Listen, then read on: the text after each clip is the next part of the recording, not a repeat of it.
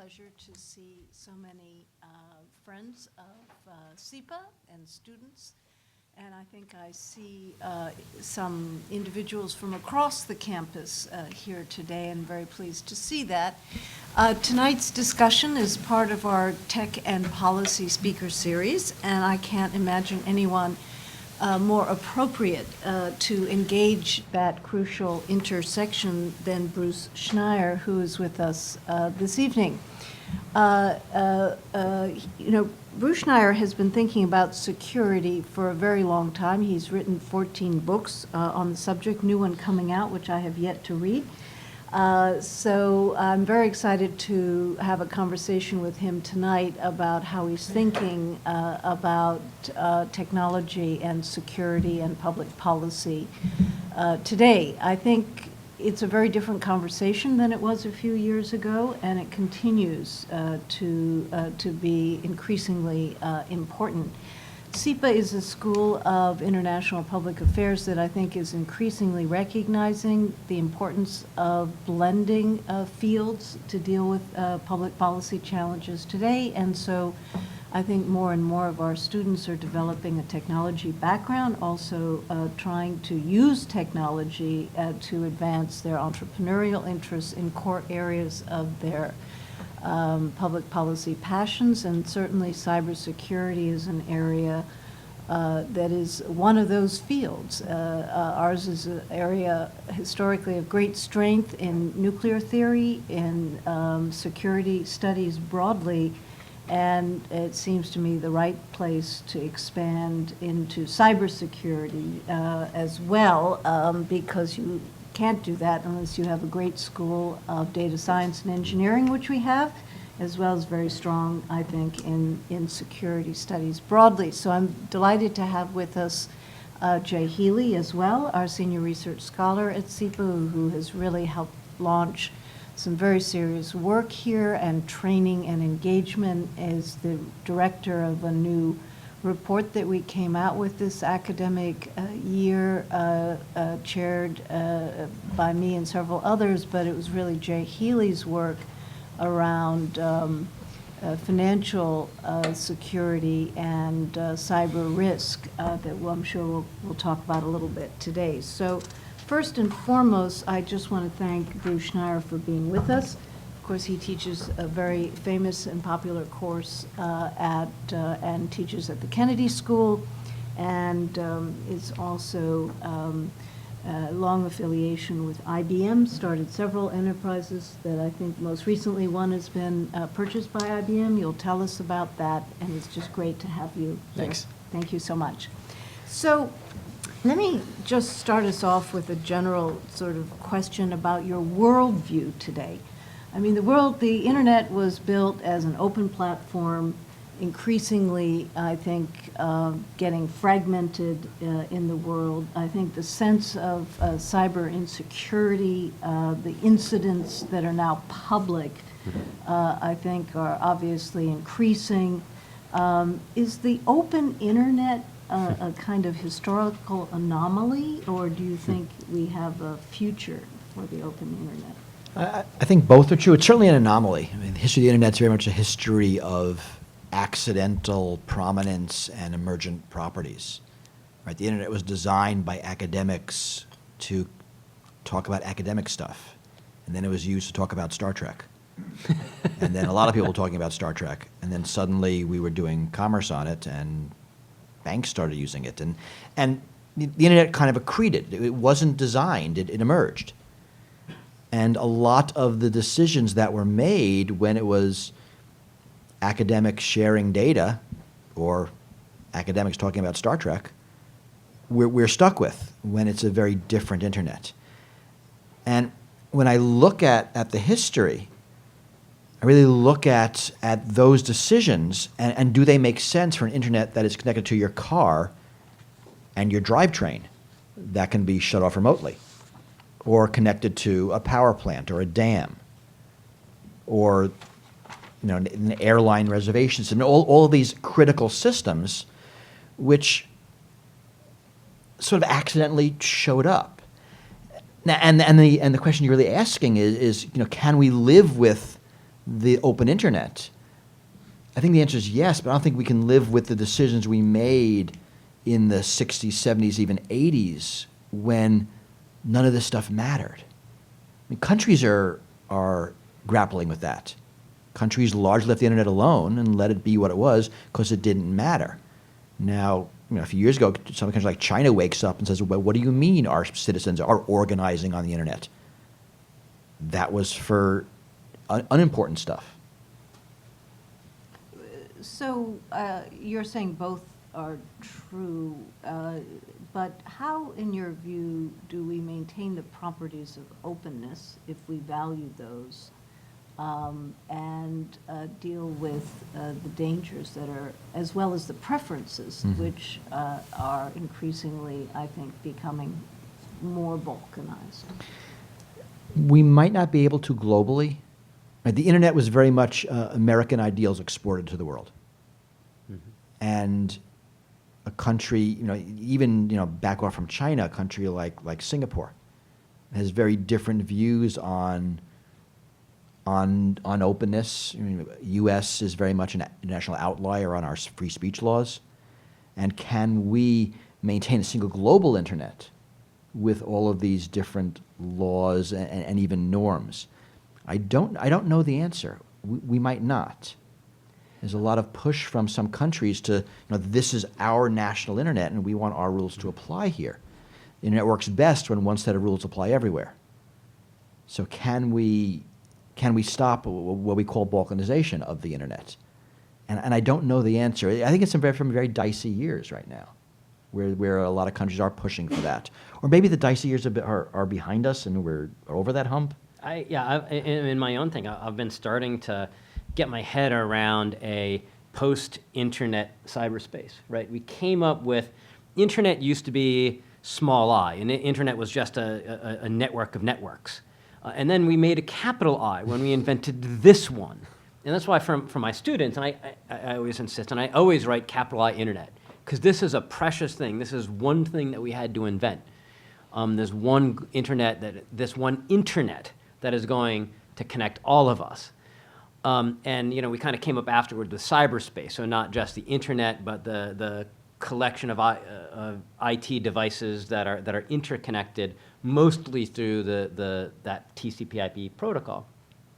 And so I think we need to start getting our heads around the post-internet cyberspace, where we still have this global network of connected devices, but it's not an internet anymore. You've now got these national borders, you've now got walled gardens for corporations, and we need to get past it being globally reachable in the way that it has been.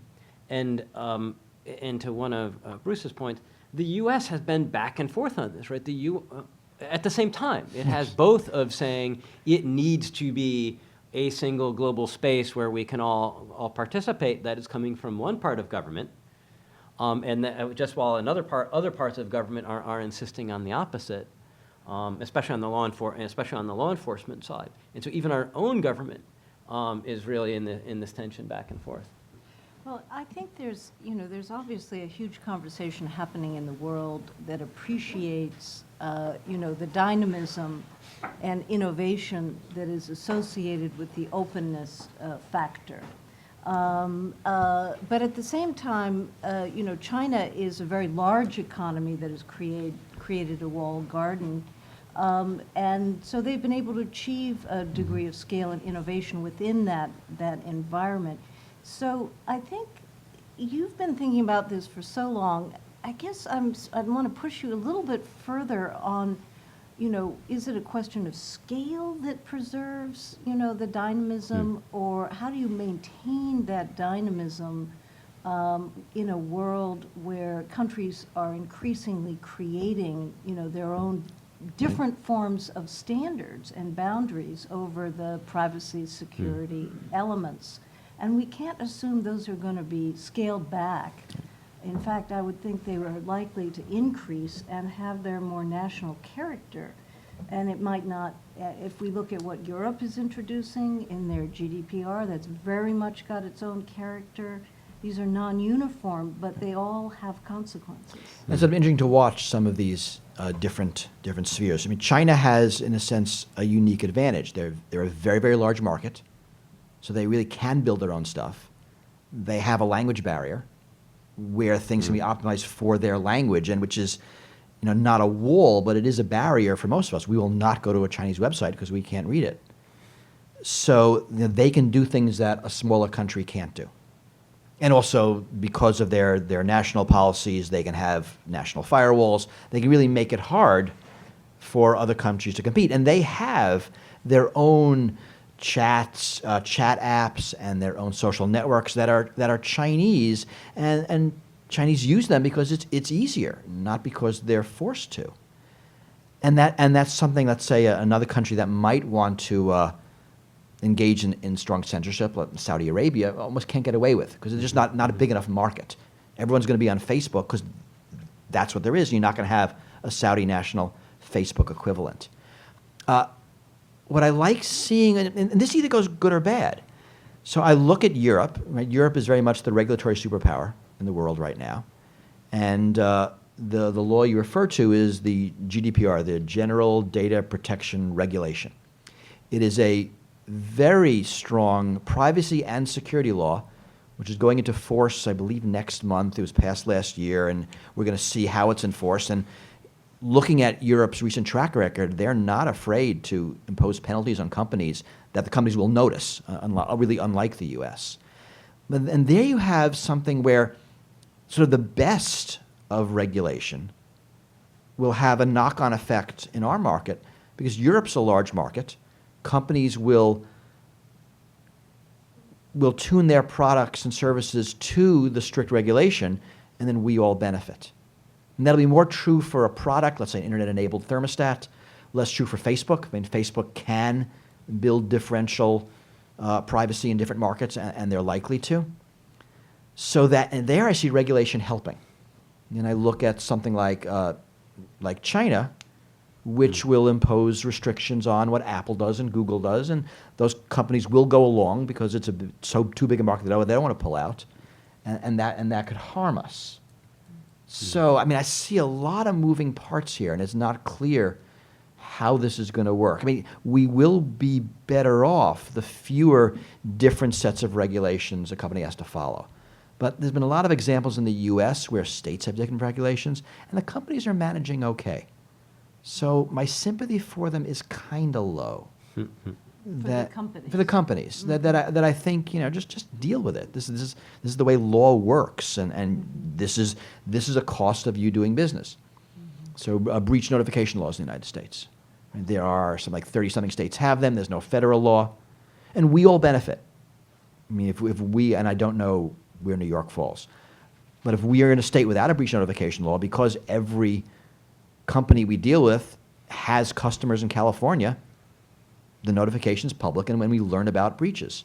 And when companies like Uber defy the law, they're going to be fined, and we will all benefit because that'll improve security. Right? So this can go well. I don't need single global laws, but it could also go badly by balkanizing things, by bifurcating the net in various ways. I do wish the EU had a competence on security and resilience of the internet, right? They've got a competence for privacy, so they push privacy. And so we get things that are pushing privacy as the top priority. And sometimes you have trade-offs, right? I mean, sometimes the things that you might do for privacy aren't right for example, resilience of the internet as a whole. And so you have these trade-offs which the EU isn't able to do because it doesn't have competence for the resilience of the internet. I am glad, and this gets to some of the dean's work, is that we used to talk about cross-border data flows, which I like, but now I think some of the conversation is moving towards digital trade. And when we talk about cross-border data flows, it sounds like immigration, right? It sounds like you don't have control over your borders and things flow across them, and that's not the era that we're in right now. Whereas if we're talking about digital trade, similar handle to talk about roughly the same thing, I think it allows us to think about the positives a little bit more. I do have a question. Right. Because I was doing I was doing a report a while back, and I got into a debate that I wasn't expecting of someone that was saying that, of course, if we're in a globe with strong internet borders, where countries have strong internet borders, that therefore, of course, computer security would improve because states could impose controls on their borders. And I'm curious your take on that. It's interesting, 'cause so I think there's a tech component of that. I'm not sure how we can have strong national internet borders. Well, China is. If It's everyone really, but would it's get a firewall. Yeah, it's not that, but it's not that good. I mean, the Chinese firewall works through some technical means that make it a little bit more annoying, and an enforcement mechanism that where people watch each other, so people don't try to evade the mechanisms. And so it's not really a technical solution. It's much more of a police state-like solution. Yeah, keeping information. Yeah. Yeah. I mean, if you go to China, you'll be able to get the whole internet. I mean, from your hotel, there's no problem. It's just not something that a normal citizen will do every day because, it's safer not to.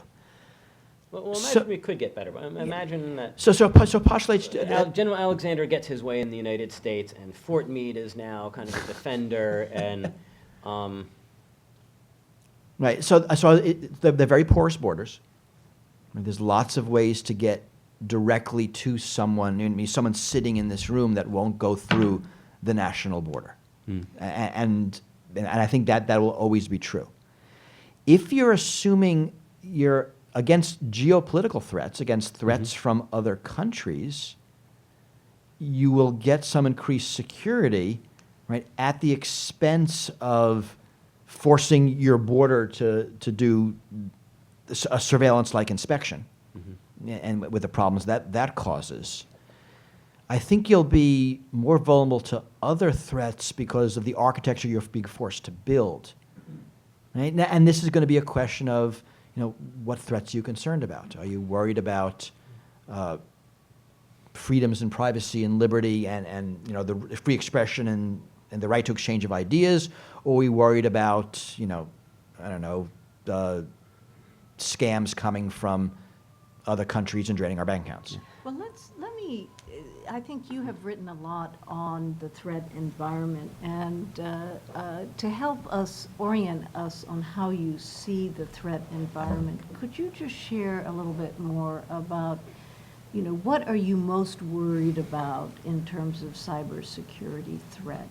What should we be most worried about? Are you worried about, North Korea taking out critical infrastructure or other adversaries of the United States? Are you more worried about doctoring of data? Are you more worried about the connection between, cyber-physical systems going forward?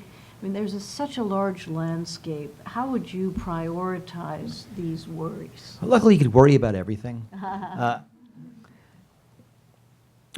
think those are all risks and things to think about, and things I have been writing about. I mean, the cyber-physical systems and international threats and crime. I worry more about the precursor trends. So I worry about the fact that large corporations control our data, our computers, our connections. I think that is something that's perfectly legal. This is not illegal activity. But that creates an environment where those other risks are more capable of flourishing. So I worry that companies like Facebook and Google have all of our data and know all of our secrets. Google knows me better than my wife does because, right, you never lie to your search engine, ever. And I worry about that being extended to control. That all of these companies are not only trying to have our data and learn about us in ways to influence us at the request of somebody else against our best interest, right? That's advertising, and as we see, political advertising. That's moving into control. Right? So companies like Apple are trying to control our devices. So if you have an IoT device, whether it's a car or a thermostat or a pressure cooker or a toy, you're controlling it through your phone. Right? This is now a single point of control, and Google and Apple own these points. Companies like Philips and Siemens are trying to control home systems. The systems like Alexa are trying to control also your environment. And to me, this is going to be the next battleground. It was about data. Now it's going to be about capabilities. That these companies will have extraordinary control over how we interact with the Internet of the future. Because it's not going to be through screens like we're used to, it's going to be through embedded devices. And whoever controls that interface controls a lot. And those companies benefit from insecurity. I mean, everybody wants you to be secure except from them. Right? Google will give you great security as long as you let them read everything. The US government, FBI, wants to have great security as long as they have a copy of the key in case they need it. And that's true up and down the line. So one has the impression that actually the relationship between the individual and data is changing, right? That there's a bit of a movement, I think, to have more opt-in or opt-out, you know, that there isn't sort of automatic data collection in its kind of ubiquity in today's moment as compared with sometime in our past. Now, it doesn't mean that people are exercising those rights or that there are uniform ways of exercising, but I guess, and so the one thing is the relationship between the individual and the data that's being collected, and the other is the relationship between the individual and the devices themselves. And do you see a difference there? Do you see different protocols developing there? It's going to be interesting to watch. I mean, I don't think there have been changes in the U.S. on data collection. I forget who wrote it, but I've heard it called the biggest lie on the internet. And that's that button that says, I agree. That you click without having read the thing you swear up and down that you read and agreed to before you click that. Yeah. And we do that all the time. And that governs, in as much as it does, what the device, what the website, what the service can collect. And they do collect everything. I mean, this is going to change in Europe. We're talking about GDPR. In the GDPR regulations, the opt-in is not allowed. Sorry, opt-out is not allowed. Collecting for one purpose and using it for another. So when, what is the fitness company that exposed all of our secret military bases? Strata. So when they say, you know, we will collect your data so you can better learn about your fitness trends, it would be illegal for them to anonymize it and publish it, because that was not the use that the user agreed to when they agreed. And that's going to change everything in Europe, because all of our notice and consent worked okay, not great, when it was a screen. When I walk by a camera, a drone, something in a retail store that's just looking at my phone ID and watching where I go, notice and consent fails, because there isn't a screen I'm interacting with where I can at least, you know, click the lie and say I agree. There's no other option for that. So I'm not sure, as we move from screens to embedded devices, how we're going to get that kind of consent that Europe's demanding, that I think makes a lot more sense, and whether certain practices just won't be allowed because there's no way to get the user's consent. There are debates now. If you have an Alexa in your home, or to say something even more obvious, you have a baby monitor, and you have a babysitter and leave. Are you legally, morally, ethically obligated to tell the babysitter that there's a device listening to what that person is doing? And I think the law is going to make decisions about those sorts of things. So, I agree. Yeah, I was going to ask you. I mean, so that, but in the hierarchy of worries that one might have about growing interconnection and the threat vectors that exist, Jay, is yours equally around sort of the role of the large corporation, or do you worry more about sort of individual bad actors and states?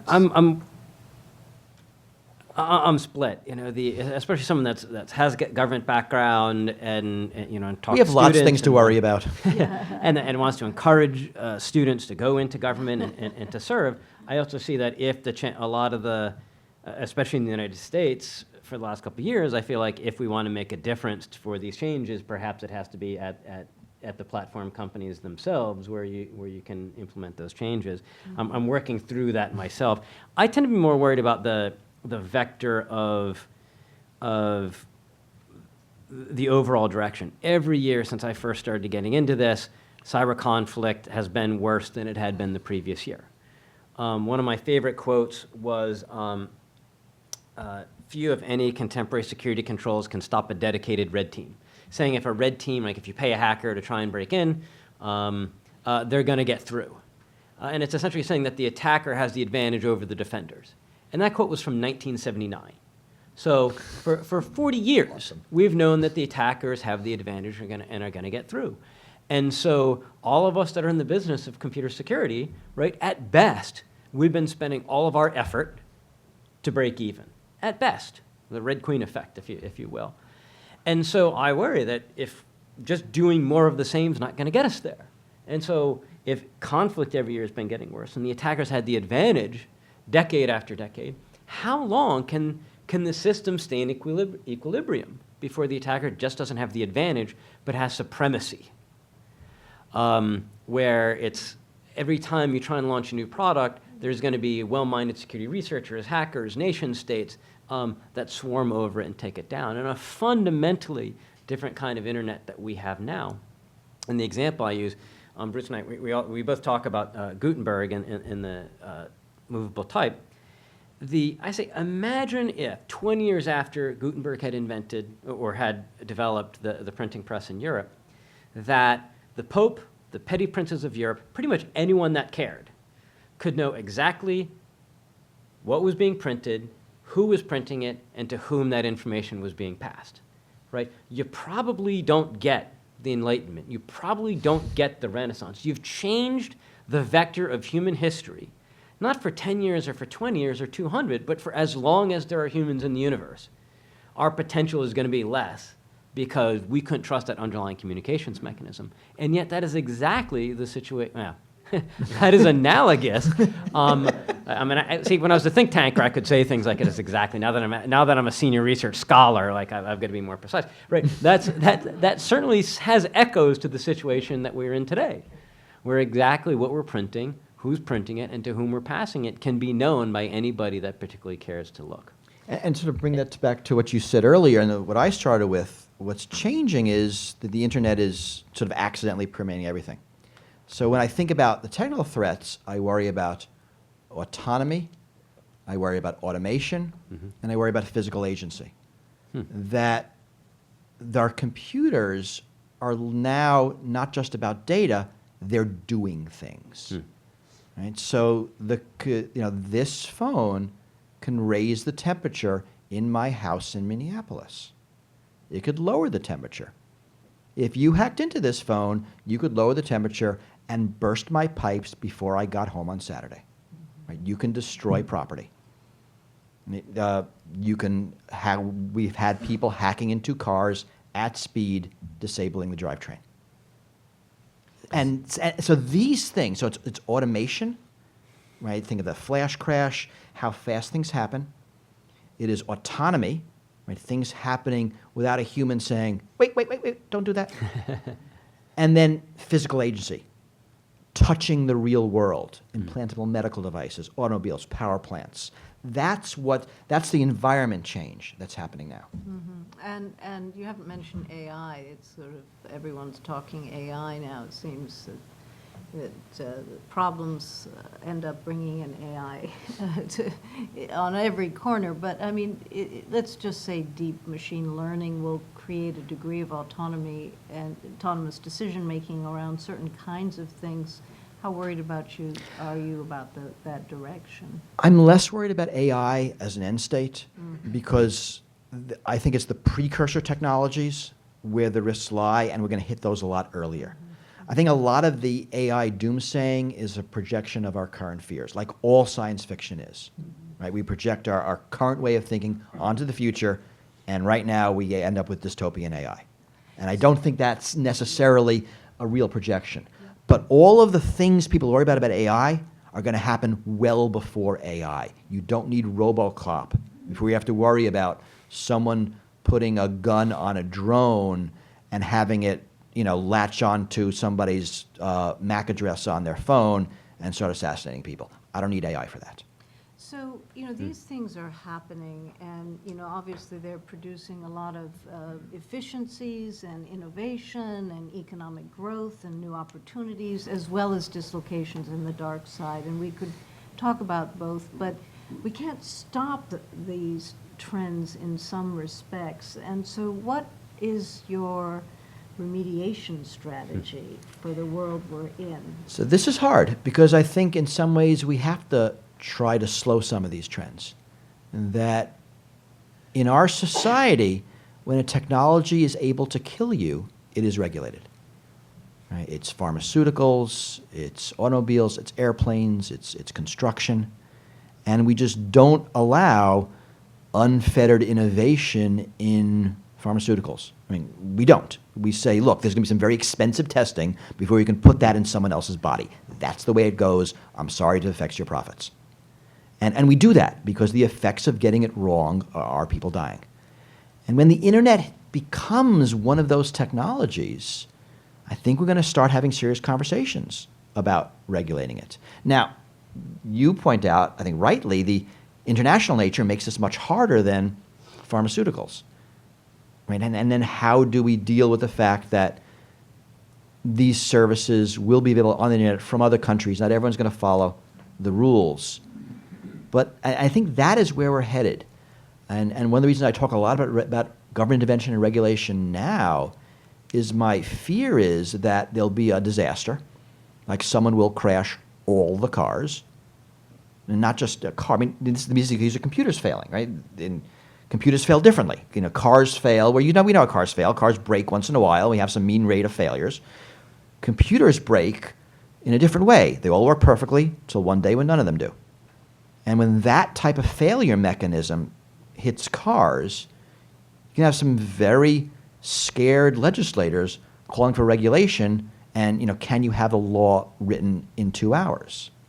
So having conversations now about this potential future allows us to actually think about your question, which is hard. How do we do this well? Yeah. Mm-hmm. Yeah, and as Bruce was talking, it reminded me of a tweet that I saw a little bit ago, and saying if you want to try and regulate encryption, just imagine how difficult the drug war is, except cocaine is made of math. and I thought it was just a great way of putting it. Right, we're talking about math, we're talking about ideas, we're talking about bits and bytes that are moving around, and I thought it was a interesting way. Yeah. But, Jay, let me remind you of your rather more optimistic essay of late in which you were... Did I? I'm sorry. I think, you were framing a conversation, I thought a really productive conversation about creating a defensible internet.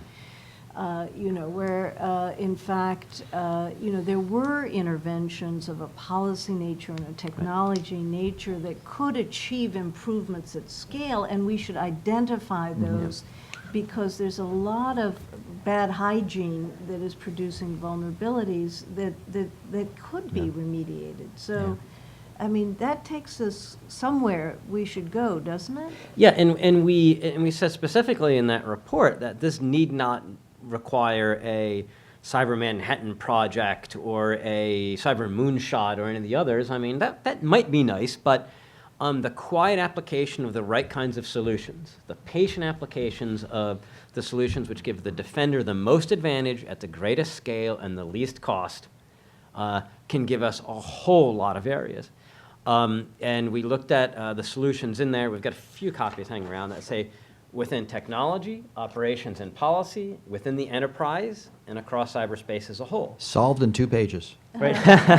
Right. So we say, for example, like end-to-end encryption, Windows Update. These were solutions that helped everybody all at once. that aren't cheap to do. They're not easy to do. But once they're in place, everybody gets the benefit out of it. If we do security the way we have been, someone invents a new widget. We then have to deploy that widget. Even if that's a perfect widget, we have to deploy it 1 billion times because we focus on the endpoints, and we've got to do that perfectly. And that's hard. And so we're looking at these ways of how we can get the greatest scale the most defense advantage with the greatest scale and the least cost. And to where the original question was and where Bruce was coming in, it really hit me as we were looking at some of the solutions. We had a lot of solutions that were easy. We were saying like more transparency, by which we meant, Consumer Reports is going to start coming out with cybersecurity ratings for devices. That's not going to be easy for them, but it's going to be a heck of a lot better and less pain for society than if Congress were trying to legislate that.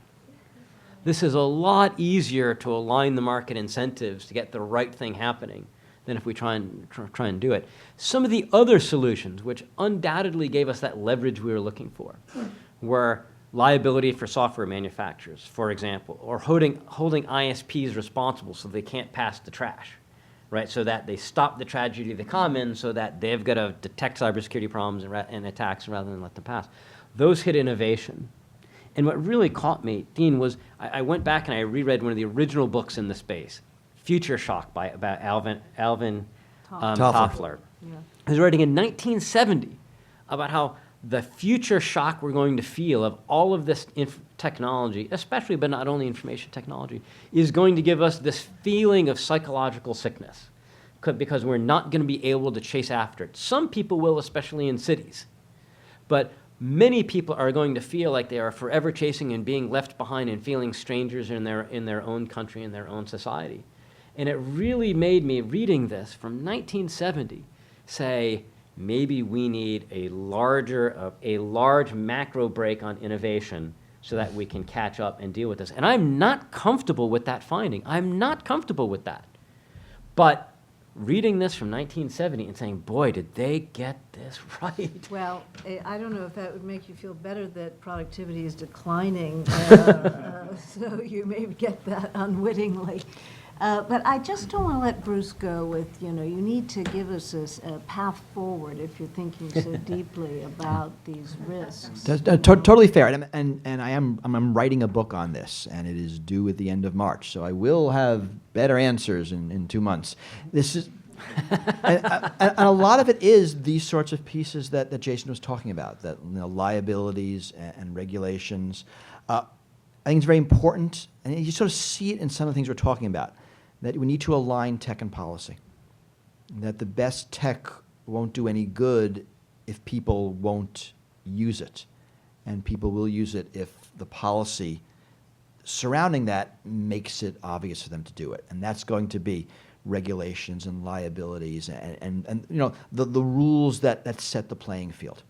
And I think this is what I think of as the most important lesson of Edward Snowden. Right? We always knew that technology can subvert policy. He showed us that policy can subvert technology, and that if you don't have both working, you get the benefit of neither. And I believe we are going to see stronger liabilities for software engineers. So right now it's kind of a big deal. There's at least one Volkswagen programmer who's in jail for, I think it was two? Executive, 2 people in jail for writing software that for 10 years deliberately evaded emissions control testing. I mean, that's a big deal. And my hope is that will ripple through the industry and people will, make decisions about what they're doing. So I think, I think Uber is going to get some really serious penalties for their behavior with their most recent vulnerability. They evaded vulnerability disclosure rules by pretending it was a bug that was told them, and they paid off the people who stole their data.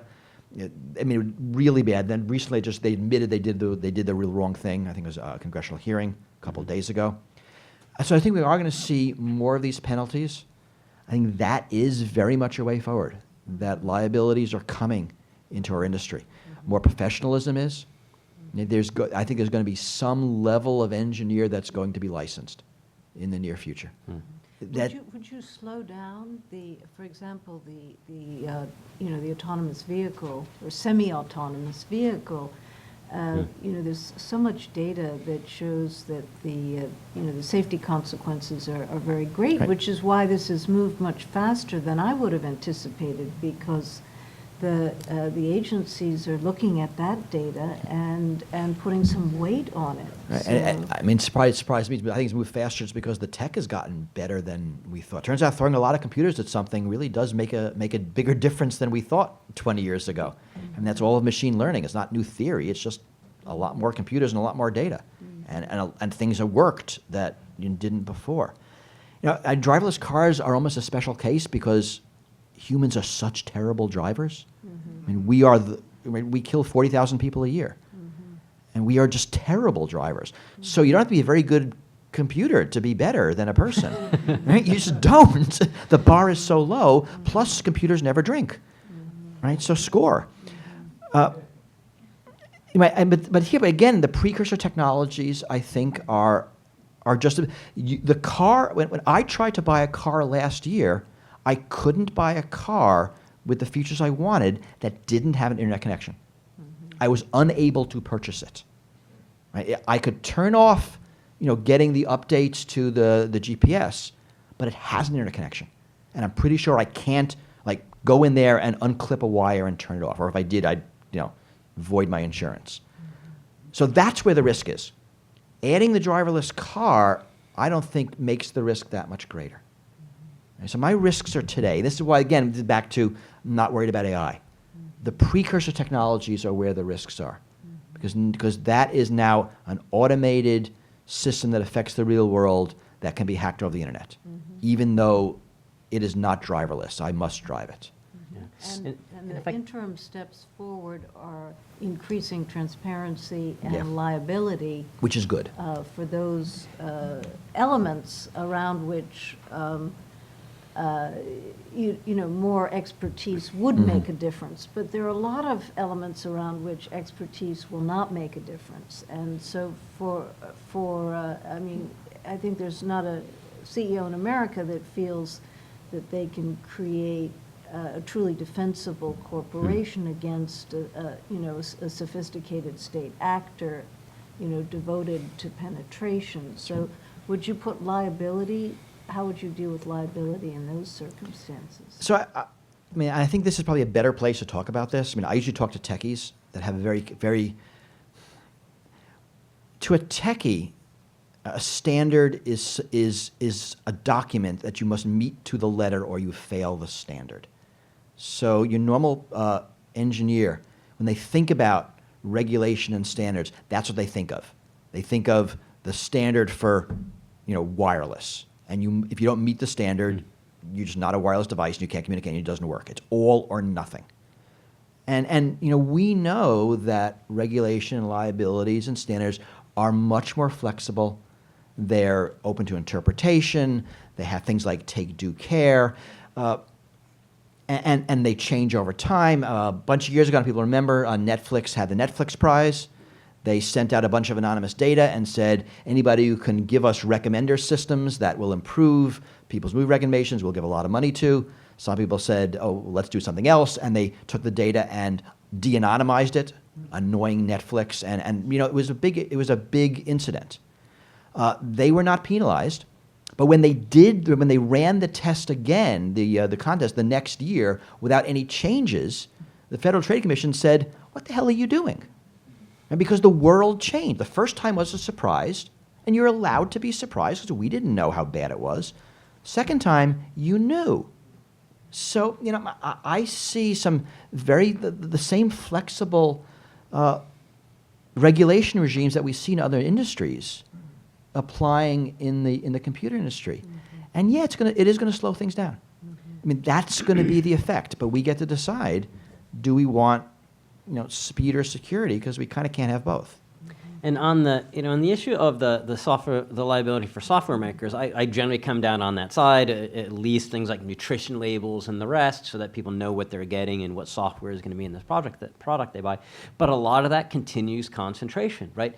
It's difficult to have a small company, a startup that's rolling out a software product, if you're going to be held liable for it. Right, so it means that you're maybe going to get buyout by one of the larger companies that can give you the legal cover and change the innovation dynamics that we have and put more concentration in the platform companies if it's not done well.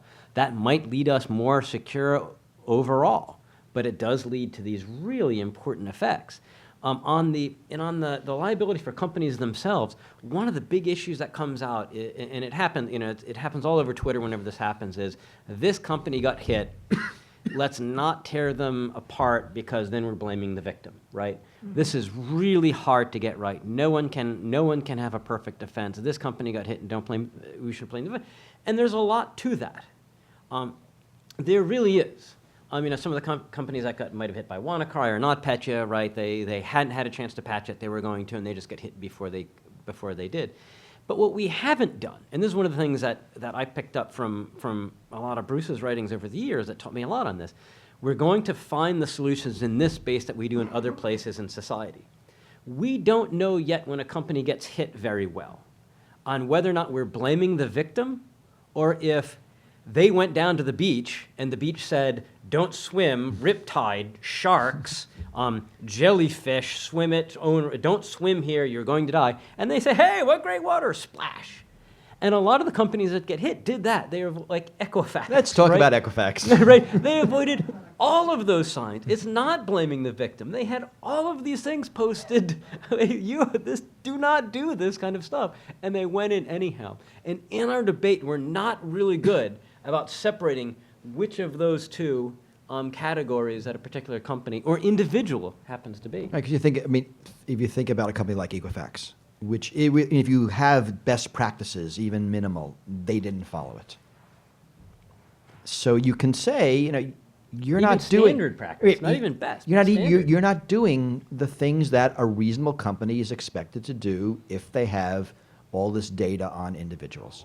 Yes, we understand if you are Sony and the North Korean government decides they don't like you and they're going to break in.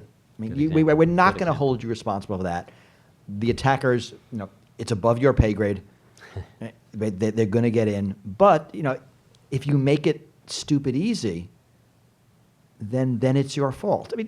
And we can have these nuanced conversations. How about OPM? Where would you put that in that spectrum? OPM was kind of stupid easy, sadly. Yeah. But that's both. That's an advanced actor and stupid easy. Yeah. So, so you got to look at the details. Yeah. So, we're going to open this up for questions. But before we do that, let me just ask you both a final kind of invitation. We're trying to create the next generation of public policy leaders here. And both of you are teaching about technology and security to public policy-oriented students. So how do you see the mix of skills that you think the next generation who will engage these issues need to have? Opportunity is knocking on the door if you're interested in cybersecurity. So actually, this is the best question of the night. This is, I think, is probably the most important thing I'm going to say. That in cybersecurity, as in many areas, the policy debates are deeply technical. And we need people who can straddle these. We need, I call public interest technologists. Right? I teach at Harvard, and there's a law school up the street, and every year, 1/5 of the graduates of that law school do not go work for a corporation, don't go work in private practice, work for a public interest law. And the law school is having soul-searching conferences because that number is so low. You go to computer science, the number of people who don't go to a private company to make a lot of money is close to zero. We need to fix that. And it's not just, I'm not just blaming the students. There aren't the jobs to catch them. There are, if you're an attorney and you spent You spend 2 years with the ACLU, the Southern Poverty Law Center, and you go into private practice, those 2 years are valued. If you go work at Google, you take a year off to work in technology in the White House, you know, you wasted a year. You know, why didn't you go kayaking? I mean, we just don't have that ecosystem, and we need it. And you'll see it in the debates. You'll see it in the debates about backdoors in the FBI. You'll see it in the debates of the vulnerabilities and disclosure. All of these debates are you must know the tech to formulate the right policy. And it's not just cybersecurity. I mean, this is going to be true in climate change, in food safety, in the future of employment, in all of these issues. And the more programs there are that marry tech and policy, I mean, the better we're going to be able to navigate the next century. And to the extent we fail, I mean, that's where we're going to fail. Mm-hmm. It's going to be technologists who are ignorant about policy and policymakers who are ignorant about technology. Yeah, so I love these joint programs. Yeah, fantastic. I completely agree. Anything you'd like to add to that? Just 2 or 3 things.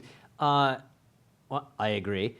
2, also the that's one thing. Got, for the people in the room, obviously not for the folks on the webcast, we have our billboard out here, which is the SIPA when we're out for the social, the cybersecurity jobs for SIPA graduates, and take a look at that, because that has these different ways that someone that's in a international affairs public policy school can find their way in. Cyber threat intelligence is one of the top ones, right?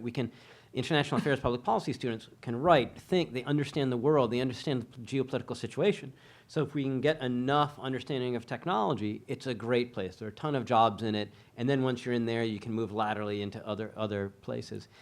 Jobs in just cyber policy, there aren't enough of those places, as Bruce mentioned, right?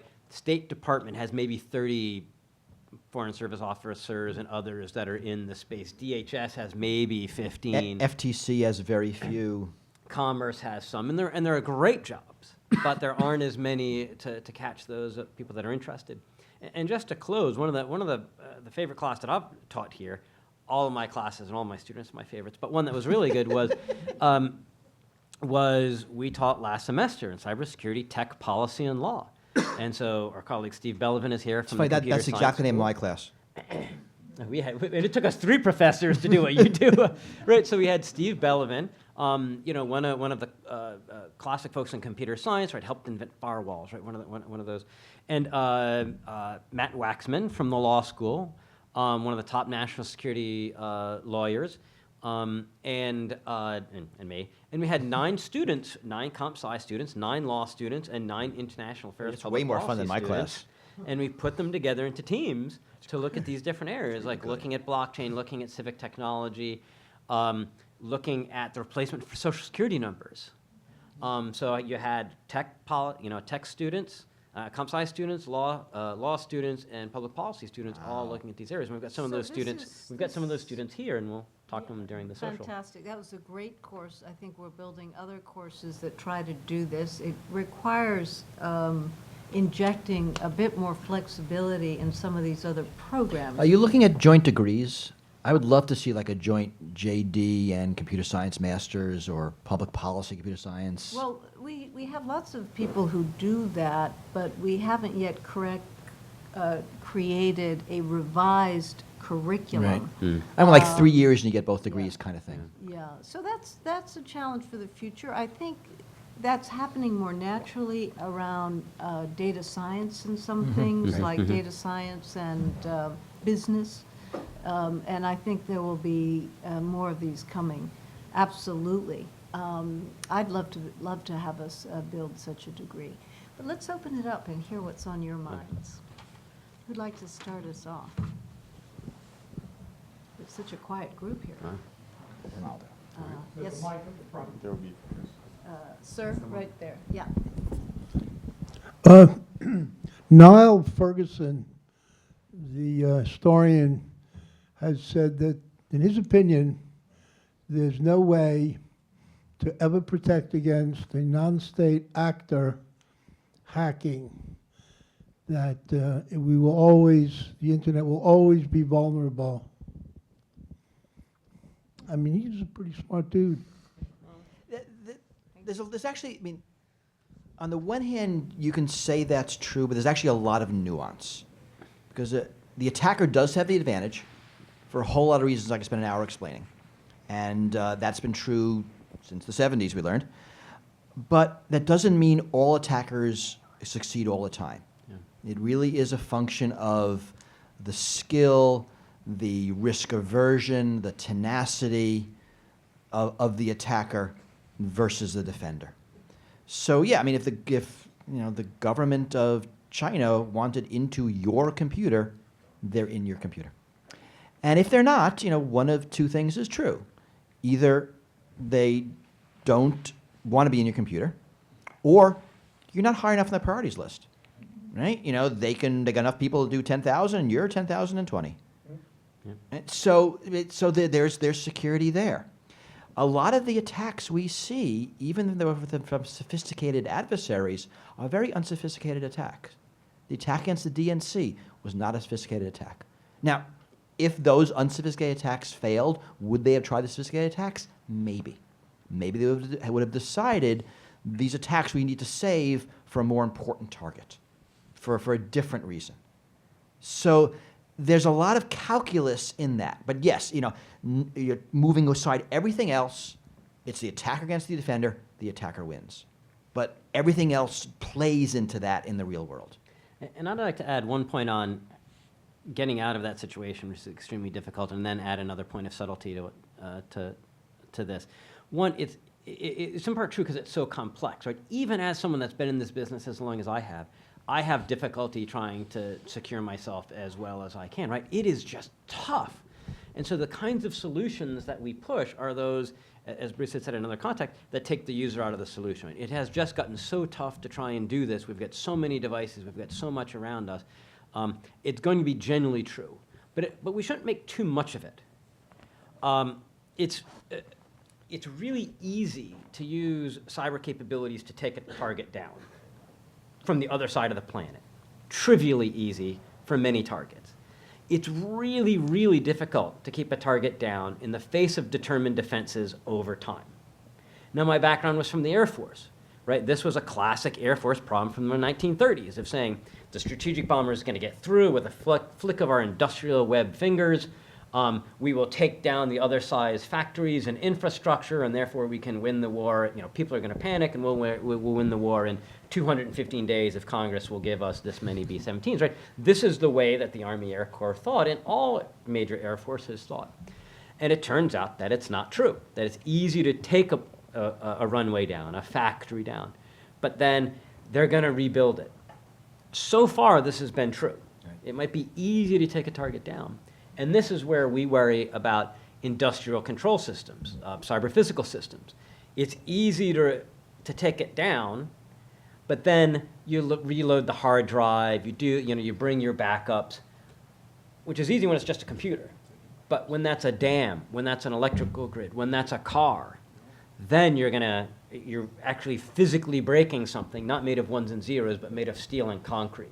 So I think we're in the cusp of this very changed situation. Although so far, that's been right. I mean, if you look at the U.S. and Israel attacking the Iranian nuclear power plant, Stuxnet, yep. We really didn't set back the nuclear program. It didn't really change the negotiations. In the end, the U.S. attacks against North Korean nuclear program didn't seem to do much. Russia attacking the Ukraine in 2016 and 2017. In both cases, those power plants were quickly back online. That you can do quick things, but it doesn't seem to affect the greater political situation. Can that change? I think it can for the reasons Jason is talking about, but it really hasn't yet. And that is, I think, surprising. And it's interesting, and I think it's that same notion from history that you can just, you rebuild your infrastructure, and it's very hard to sustain an attack. Right? We can take down, Dyn botnet can take down a whole bunch of websites, but they were up in 6 hours. Down the Minuteman silos.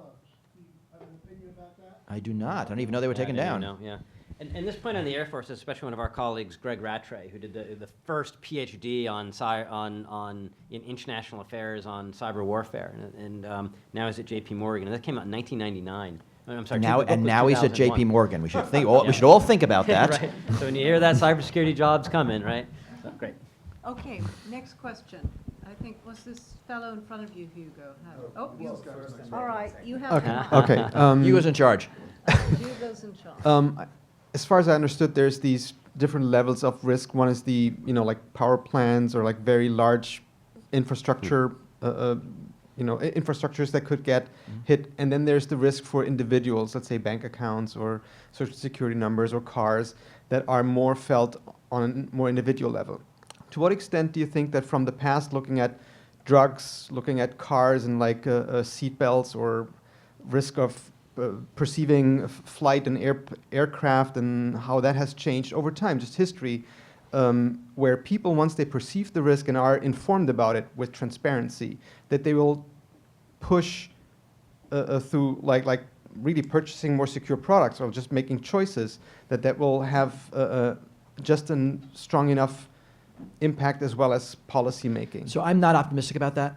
I think there's a lot of psychological biases against doing that. We generally prefer the near-term advantage. Oh, look, a cool new iPhone, and the abstract theory that this might have some insecurities somewhere in there, and maybe I should think twice. That's not something that is going to be salient during the purchase moment. The question is would a disaster change people's opinion? Well, I mean, so far it hasn't.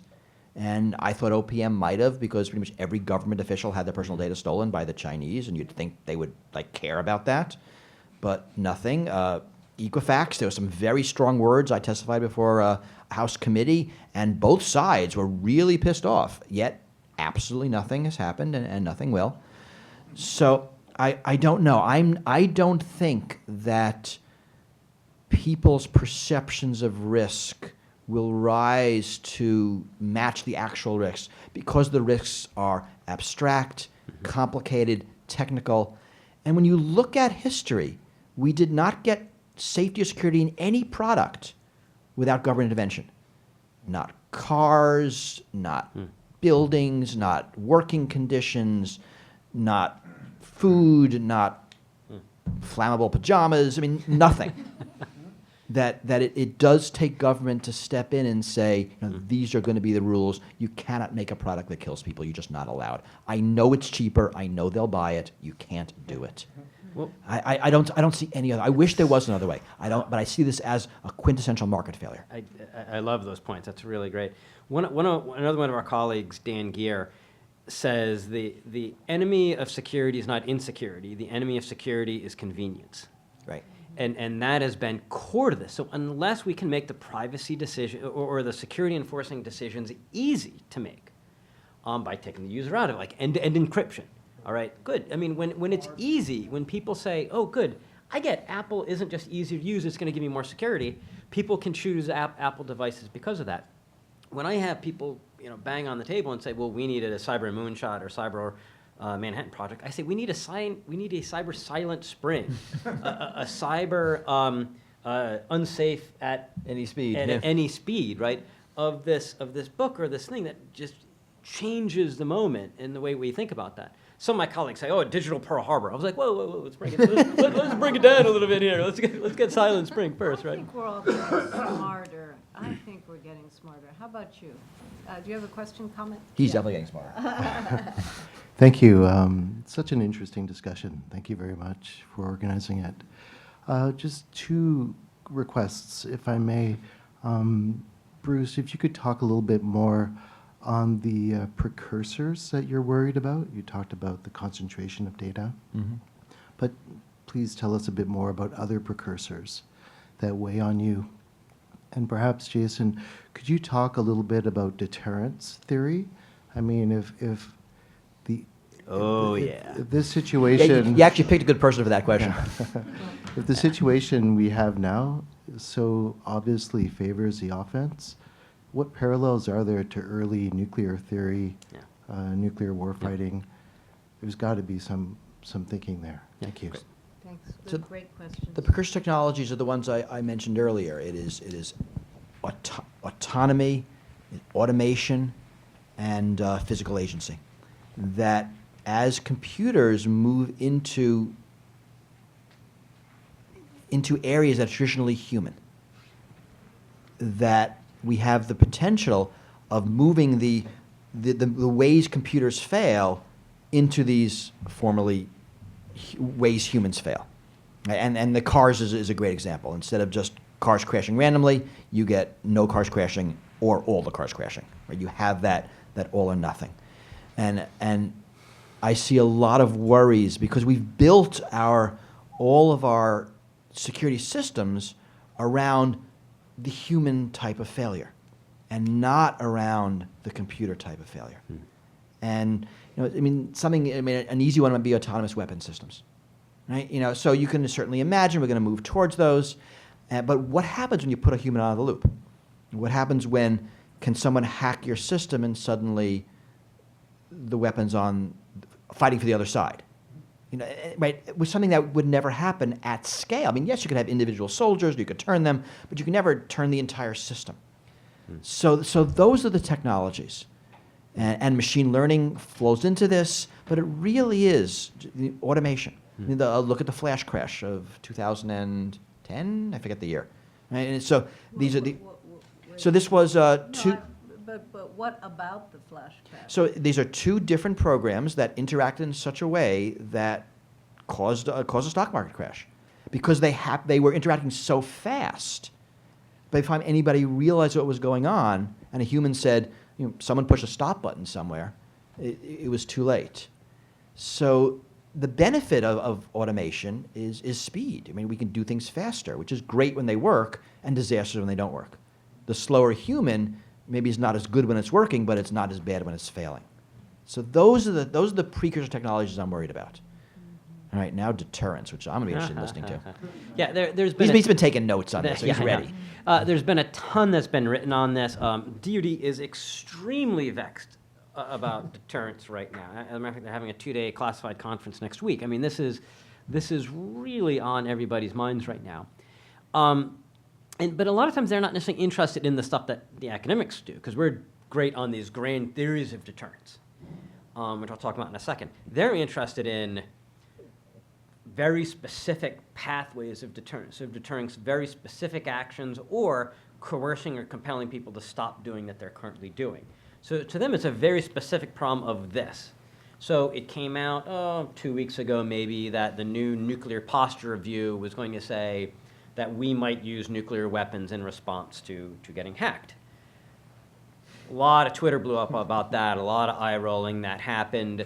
But if the United States was worried about Russian malware that were in electrical grid and even within nuclear power plants and could maybe cause an emergency scram or actually a meltdown, then you could imagine the Department of Defense saying, what specifically can we do that would get the Russians to decide not to execute that malicious software?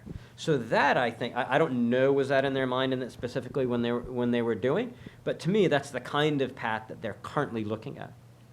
Overall, on deterrence, there's been a lot of writing that's been done, that's been great. Martin Libicki, formerly RAND, formerly Columbia University, now at the Naval Academy. Joe Nye from the Kennedy Center have done wonderful work. Libicki he wrote the book on cyber war and cyber deterrence, and especially on how it's different from from nuclear deterrence. Joe Nye, here are the different pathways that it can happen. For example, talking about entanglement. Right, we're all dependent on the same internet. Right, if we start doing things to it, they're not going to crash our banking system if their money is also in our banking system. That kind of thing. I tend to find it as it leads to wrong answers way more than it leads you to right answers. Interesting. Because I'm worried about the offense dominant, I aim my policy of solutions at stability, of saying what can we do to make sure this doesn't spin out of control. As far as I can tell in my research, no one has died from a cyber attack yet. But every year we're getting worse and worse and worse when we get to that line. So I say, what can we do to throw as much rebar and concrete into that threshold so that if a nation decides to cross that line and cause casualties, North Korea came really close with WannaCry hitting the UK National Health Service, that we're only crossing that when we decide to cross it and that we're not going to get there by miscalculation or mistake. I think cyber conflict is the most escalatory kind of conflict we've ever come across since humans first picked up stick and stone against one another. And I'm especially worried that if you aim for deterrence, I was on the Defense Science Board Task Force on cyber deterrence. The natural answer in Washington, D.C., if you go to a warrior and you say, we need to deter, they're going to say, we need more fearsome offensive cyber forces. It is the natural ABC to them. Now, the paper that I'm working on right now is on surprise attack. Imagine that you knew that you were going to have to fight a really tough boxer who had an amazing right hook. You know you're probably not going to survive the first round, much less round 13, but they've got a glass nose. Then you want to get in a surprise attack. You want to bop that boxer in the nose before you ever get into the ring. And right now, American cyber defenses are so terrible that I'm concerned the more that we go out and talk about how awesome Cyber Command is and emphasize our offensive cyber forces, that we're inviting a surprise attack, not discouraging one. Okay, let's collect a couple of questions if we may. What do you think of Microsoft's call for a Geneva Convention on Aspirational. Hate the name. It's not in any sense a digital Geneva Convention, but it gives them a nice handle to put to it. Some of the individual ideas, I think are okay, right? I mean, they're saying, for example, let's talk further about norms about what states should and should not do and what the responsibility for companies are. Well, that's a harmless idea. When it comes to, they also want a few other things in there, like an independent attribution organization. I've kind of given up on countries able to do it. So when countries screw it up, I don't mind trying to turn to the private sector. Turn to the private sector for attribution? And there's been a lot of examples of that. I mean, companies have Yeah. done some excellent attribution work. I mean, attribution, we know, takes time. It's not easy. It's possible. You do a better job doing it if you can spy on the entire internet. So do you both think that it's escalatory or de-escalatory to say that we will be encouraging companies to engage in more active defense? Super escalatory. Okay? I generally, I pretty much agree. I mean, and I don't mean this snidely, if you think an armed society is a polite society, you're probably going to like, the more you're going to like active defense, right? If you want to increase the cost on these folks that are doing things, it's hard for government to do it, so private sector should be allowed to do it. I tend to come down on the escalatory. There may be some edge cases where it makes sense, but I think those are very risky. Okay. Let's collect a couple of questions then. Yeah. I wonder if you all think that there is a risk that absolute security would take, or if that's a risk worth taking. And what I mean by that is the sense that, for example, if there weren't backdoors where the government could get in or different things like that, sometimes these situations have come up where there's someone who's committed a crime or they've done something. And I'll have discussions with people sometimes who would say, well, it's good, that there are these backdoors and things like that, because otherwise how do you get into this person's iPhone? Maybe a terrorist will go free. And at the same time, others who say, well, that's a risk I'm willing to take to live in a really secure, society where there wouldn't be, these backdoors or things like that. And I guess I was just curious to maybe, hear your thoughts on that sort of scenario. I know you're aching to answer that question, but we're going to have another one. So this is a question for the two of you in different respects. You talked about the lie that is the agreement to the button, and we talked about how the world would have changed if we had a history of what everybody was reading. I'd love to hear your comments on the fact that we don't have any consent or any kind of agreement from the kids that are growing up in this environment. Let's take those two, and then we'll let Hugo go to the other side of the room and collect. So I'll talk a bit about the back doors. Like all technologies, computers have good and bad uses. And the risk of having our systems insecure are much greater than the risk of bad guys using the secure systems. There's lots of ways to go after bad guys. I mean, yes, there is the occasional movie plot where the evidence is on the phone and nowhere else, and the room is locked and no one's been in for 2 years, and we must break the phone to solve the crime. Those are very rare. More often, the phone is being used by a innocent person, and maybe even an important person. He's working in a government. He's working in a nuclear power plant, and the bad guys want to get into the phone. And so securing our devices is much more important, even though it makes law enforcement's job harder. And it's not really a risk we're willing to take. It is we are more secure because we're taking that risk. And so I think it's a very strong answer to that. And to me, that's obvious. Your question about kids, I think it's not just kids. The creep against our privacy, again, for our data, it always hits marginal populations first. It's kids, it's prisoners, it's soldiers, it's mentally disabled, right? It's not a coincidence that the first drug approved for use with a tracker that a computer in the pill that tracks that you've taken it was an antipsychotic drug. That is not a coincidence, right? Because that is a drug where we as society are willing to sacrifice that person's rights because we're scared that he won't take his pill. And so I worry about the acclimatization from all of those, not just generational. Generational, I think, is a big issue, but it's all those marginal populations that I worry about. Yeah, and I think on absolute security, you won't find many of us that talk about absolute security. We don't have absolute security in any area, right? It's where we get those trade-offs. If I had any big disappointment with the previous administration, it's that they were never clear. President Obama would talk about how it's a balance. And we have to balance these things. We have to balance these things. Well, balance means nothing, right? I mean, everything's a balance, right? But where do you put your preference? And so the way that Bruce and I talk, is we say, well, defense first, right? Security first, right? And then, or put it this way, prosperity first, right? Obama could have said, American prosperity is going to come first. Prosperity is going to come from having an open, secure internet, and the other aspects like law enforcement intelligence are important, but they're on a not to interfere basis. We could have done that differently, and I think it would have been better. Better, yeah. Okay, let's get just the last two questions, if we have two, and then let our... More than two, but Okay. We'll be hanging around afterwards. Yeah, so I was curious. I think we find a lot of times that sort of the foundation we build security principles upon is not sound. So for instance, you mentioned end-to-end security, and I think something you'll find there, like RSA encryption algorithm, maybe was not perfect, right? And the NSA has a pretty significant say in new encryption algorithms. Or you look at, like containerized services, like all these isolation things, and you think, oh, these things are safe, but then you can have another process accessing that memory by exploiting out-of-order execution, and that's, a meltdown specter.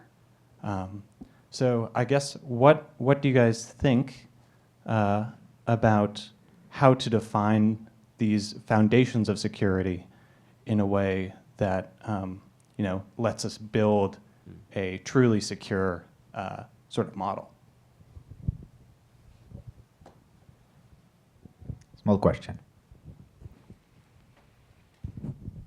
Hello, thanks for the really interesting discussion. I have two quick questions. The first relates to the concentration of data and the concentration of power that comes with it. So that's more a question to Bruce, I guess, whether you're concerned about that in terms of security implication it might have, and what do you think about the idea to have some form of regulatory intervention that would require big platform companies to share data with each other, or with smaller companies to allow them to train the algorithms in a way to have a more of an experimentalist open environment. And to Jason, it's a question partly caused by your comment about the distinction you seem to make between data flows and digital trade, because while the whole debate about international law in cyberspace seemed so stale for a long time, with the Trans-Pacific Partnership that is now being revived, you have a trade agreement that was written by the US with a provision on free data flows, now abandoned by the US and revived by the 11 remaining members, that entrenches this idea that you need to justify restrictions on data flows between countries. So the question is, isn't there a way in which international economic law can serve as a safeguard of those free data flows instead of an impediment to them. So I guess I'll start. Yes, I am worried about data concentration. I think that's, I mean, certainly for concentration of power and monopoly power, I think that's, it's very dangerous. I mean, we saw that with, in the last election. Even something as simple as I think we were safer when there were 10,000 ISPs than when we have 6. That the distribution just makes it harder for any sustained operation. I mean, yes, you're noisier, right, in the security of each one of those. But, you know, our email is in like one of 5 companies right now. 4, I mean, I don't know what the number is, but it used to be one of 10,000. And I think that had much more resilience. And I think that's also the answer to the question in the back. That we are never going to, well, never is a bad word, not in the foreseeable future are we going to build secure foundations. We don't know how. We don't have the engineering ability.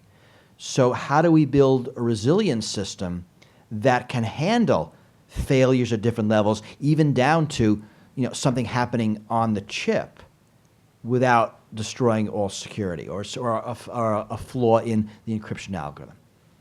We're no longer in the 90s where the NSA affects standards in the way they did. So I think that kind of influence is over. I think semi-permanently, unless the UK ramps up. But I mean, thinking in terms of resilience is going to be the way to get around the fact that we cannot build a secure base to build. We just don't know how. We can do better, but there's going to be surprises.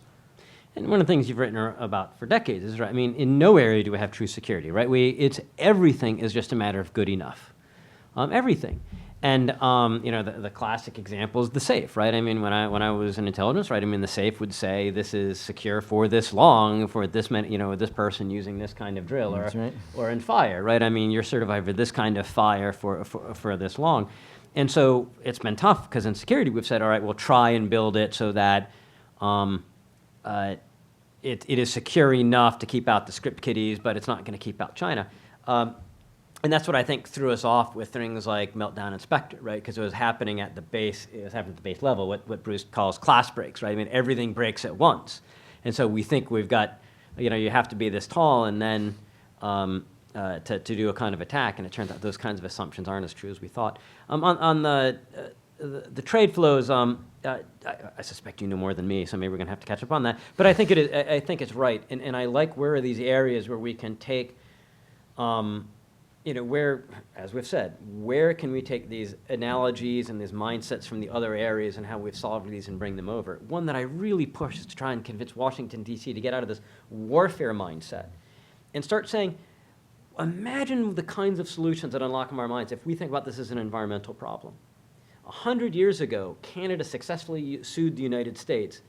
It was called the Trail Smelter case because pollution from a smelter went across the border from, I think, Washington State into Canada, and it killed vegetation, and they sued because there was this emissions from our country that crossed the border.